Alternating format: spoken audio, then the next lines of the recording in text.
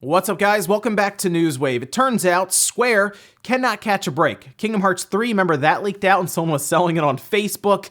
Well, now it looks like Final Fantasy VII Remake has also leaked out. We're not going to talk about any spoilers, nothing like that, but it's being data mined now, and there are several copies of the deluxe edition kind of just hitting the street. Yeah, it's broken street date. So we're going to talk a bit about that. That way you can kind of, if you have to, kind of wall yourself off from parts of Twitter or even forums so that you don't get spoiled over Final Fantasy VII. Also, gotta talk a bit about GameStop as they are closing more stores. Did this last year, now they're doing that again this year, and we're gonna talk about why that is and what they're hoping to do. They even talked about their financials and even having their employees use plastic bags instead of gloves. Also, there is a really cool Nintendo Switch modification that someone managed to do online that I wanted to point out and talk about here as well. As always, guys, if you enjoy these videos, make sure to hit that like button, helps out a ton, and if you're brand new here, hit that red subscribe button down below. And we're going to start today with Shantae and the 7 Sirens. Now, this game did come out last year. It was weird. On like iOS, it was in like parts. I think the second part is going to follow the full release that's taking place on like all platforms, PS4, Xbox One, Switch, PC on Steam.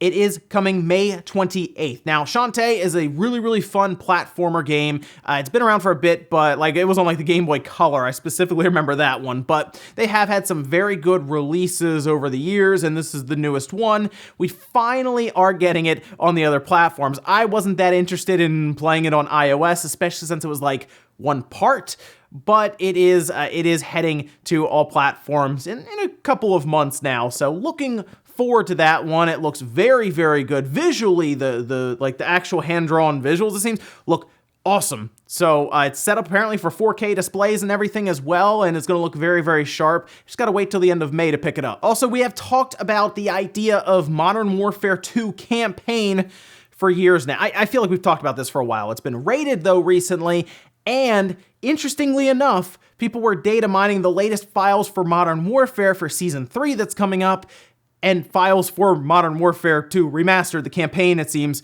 are in there. Not only that, but it also gives us the idea of multiplayer kind of being a thing, in that they're going to take maps and any, I guess, features from Modern Warfare 2 and move them into the most recent Modern Warfare Call of Duty game.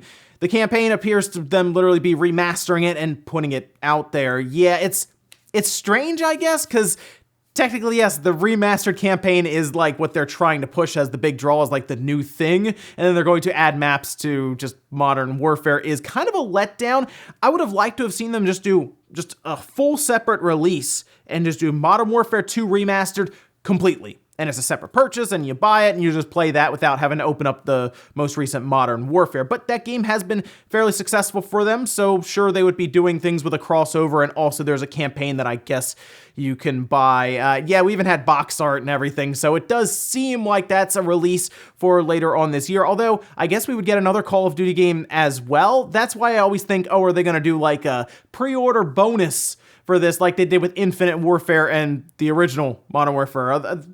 That worked out pretty well for them, right? Oh, and if you're someone looking forward to Resident Evil 3 this week, I'm looking to pick it up and play through it. But there was also Project Resistance, right, where it was the online multiplayer. There seemed to be some issues over the weekend for this. There was, of course, a beta that was launching. It was on the Xbox One, the PS4, and PC. Well, Capcom put this tweet out here outlining some issues that are currently going on with the different versions of the game, saying, due to technical issues, there is a delay for the Resident Evil Resistance open beta on PS4 and Steam. The Xbox One version is unaffected and is available. We're working to resolve the issue as soon as we can, and we'll keep you updated. Apologies for the inconvenience. I'm not really sure what happened here with PC and PS4. It seemed kind of strange, considering the Xbox One version was just fine. Like, apparently there's no issues there.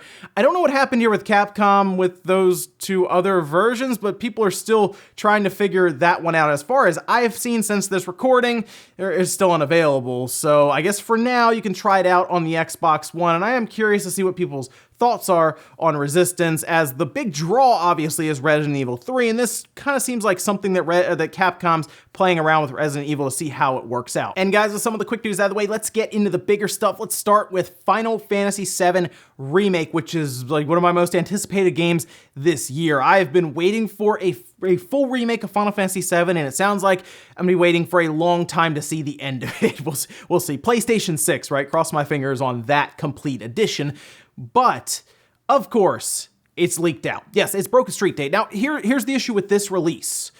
They've been struggling to make sure all of the different retail stores are going to have the game right away on day one, so much so that I feel like distribution of the physical copies are all over the place, and they are even going out too early. We were worried about them going out too late. It just seems like people are already getting them. In fact, you can see here, a person took to Reddit to post this image, and they said, as stated before, I would post what the inside of the deluxe edition looks like in person. Don't worry, I will not post any spoilers from the actual game. Now, this is the one that has like the art book, the soundtrack CD, the really cool looking steel book. It's not the crazy ultra edition that has like the bike and everything in it, but it is like the more reasonable pickup that I think fans of the series would grab. And it looks really, really good. Even though the image isn't the best quality, it still looks pretty awesome. And then more images started to surface. I saw Wario64 even post an image of several deluxe editions stacked up as they have broken street date, which means they'll probably be sold at a premium so people can get them early, and then most likely spoilers will follow. So keep that in mind. I just want to keep you guys up to date on this because we've seen this happen before. Do you remember Kingdom Hearts didn't even have the ending in it? It was part of a patch, and this was said by Nomura about how they were concerned about it leaking out after so long developing that game. I mean, consider how long people have been waiting for Final Fantasy VII to get a remake, and here we are now with a game where we're trying to figure out what parts they have decided to explore in the game. We know the overarching story of Final Fantasy VII. The idea here, for people wondering what can be spoiled, are the pieces on the way. It's the journey and things that they decide to explore and try to explain and dive into for the story that we're all concerned about being spoiled. That we're hoping we can go back through the story of Final Fantasy VII and be surprised and interested all over again. But to kind of pile on there, it appears that people are even starting to data mine the game on Twitter and even forums. They're kind of going through it and seeing the file size, roughly 76 gigabytes. We saw the 100 gigabytes on the back of the box that said minimum. Most likely that has to do with this weird thing the PS4 does where it downloads the game and then it needs more space next to that game to unpack and then install it, and then it deletes that part.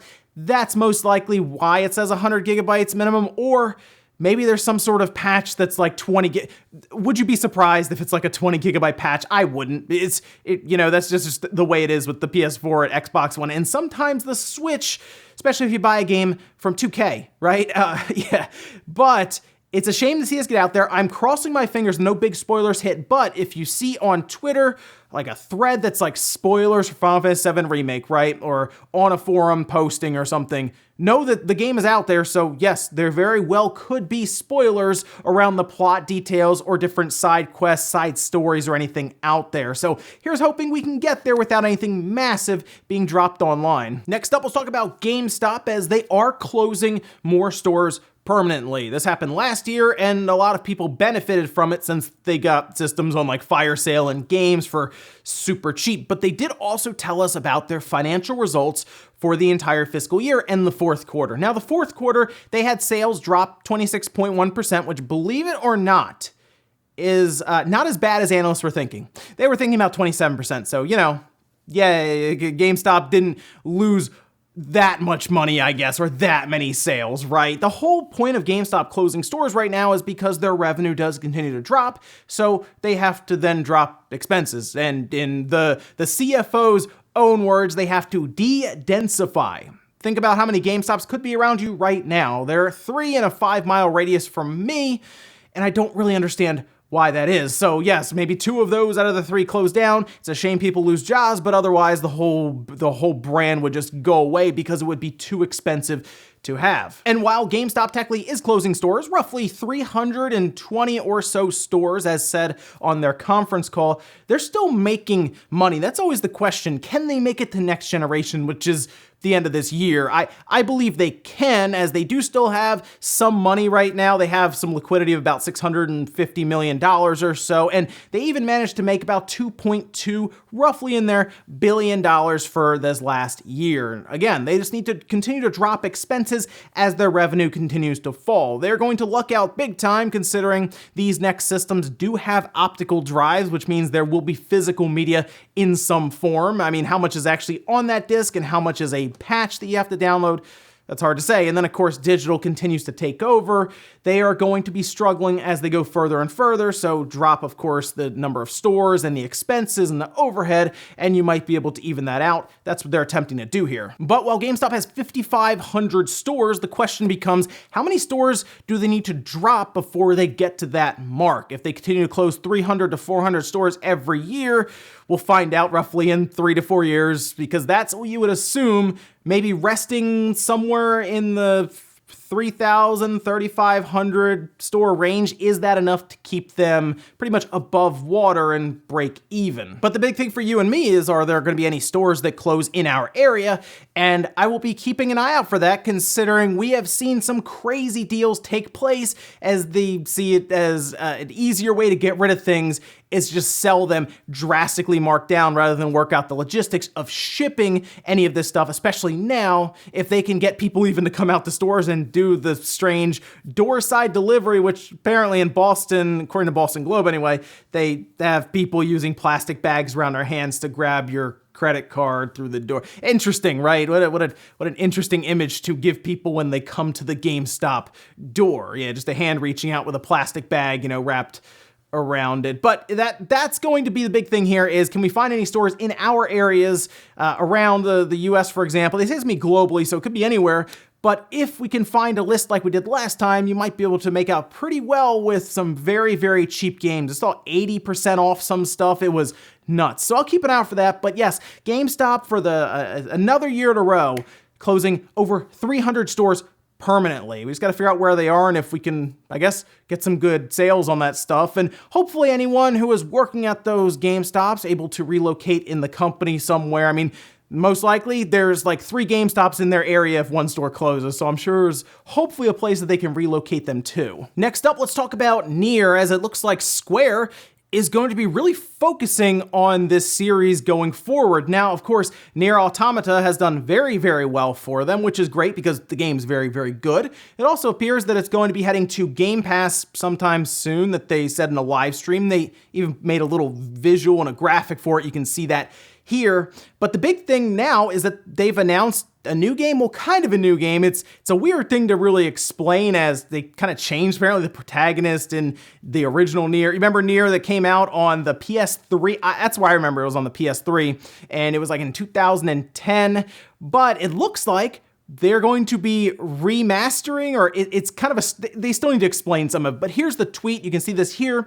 It says Nier Replicant version 1.22474487139 rolls off the tongue perfectly, right? An upgraded version of the original is now in development for PS4, Xbox One, and Steam. Enter an apocalyptic world as you play as a brother on a quest to cure his sister of a deadly disease in this unique action RPG. That 1.22474487139 is apparently the square root of 1.5. So I guess we're like kind of getting close to 1.5. It's, I don't know, people are looking at that title like that's interesting. Maybe it'll make more sense as the game comes out. Not sure there. But for Nier fans, you got to be pretty excited, because it looks like Square is putting a pretty big focus here. There's also a cell phone game that's going to be coming out for iOS and Android, and yeah, it looks like it's like full speed ahead on Nier right now. People were really wondering about that original and if they would ever do something like this. It appears to be coming to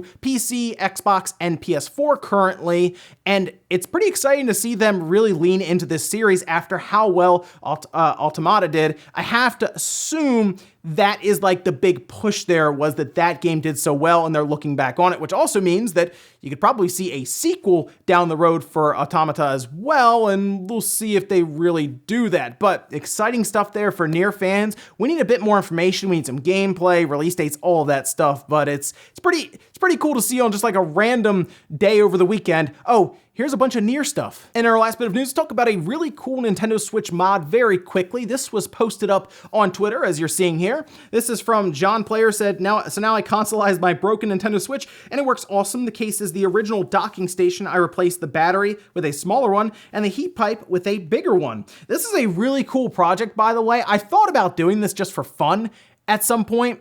It's taking the Switch, dropping it as they did into the dock, which I didn't even think of doing that. I was thinking like, oh, just like either 3D print a different case or have one machined. That is a really clever idea to reuse the dock that, well, you might as well, right? Get the video out that way. I like this a lot. This is really, really cool. And it doesn't even look like it used a ton of materials outside of what was already there with the rocker switch on the front that they would have had to have added, of course. But I've thought about the idea of just a straight up TV out switch, just like a little console that you get. And this was kind of made on the fly, it seems, using stuff they've already had with the dock. I wonder how small this thing could be if Nintendo and Nvidia got together and made it. It's always possible, I think. I mean, who would have thought the Vita TV or the PlayStation TV would have been a thing? It was. It didn't do well, but the Switch is kind of carving its own market anyway, and they have the Switch Lite that doesn't switch, so would a cheaper TV-only option really be that weird? I don't think so, and after just seeing this, I'm gonna call it a proof of concept right now, because this isn't something they would probably sell in like the market in its current condition, but it's a really cool project.